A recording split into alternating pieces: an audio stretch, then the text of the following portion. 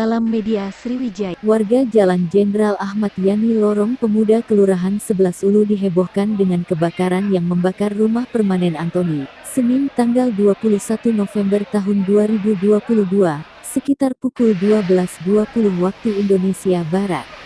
Aldi, 38, salah satu warga sekitar mengatakan peristiwa tersebut terjadi usai salat zuhur. Asap terlihat mengepul saat kebakaran terjadi.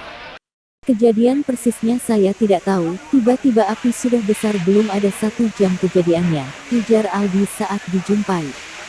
Dirinya mengungkapkan bila rumah yang terbakar adalah milik Antoni yang saat kejadian rumah tersebut hanya ada anaknya. Cuma ada anaknya tadi di rumah, singkatnya. Kepala Pos Pemadam Kebakaran Seberang Ulu 2 Septa mengatakan dugaan sementara penyebab kebakaran adalah korsleting listrik. Tak ada korban jiwa dari peristiwa ini, namun pemilik rumah tidak ada saat kejadian. Namun, kerugian material ditaksir senilai jutaan rupiah.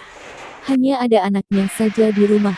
Saat ini kami masih berusaha memadamkan api. Dan alhamdulillah sudah berangsur padam, katanya.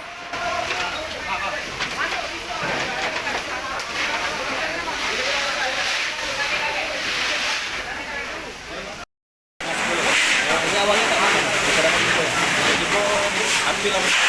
Tak tahu kalau logisnya apa. Ada saluran listrik, ada air. Ini posisi rumah ini ada yang luhur. Ada ya. Berapa uang? Sisa uang.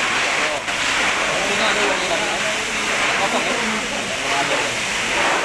Ini juga ada.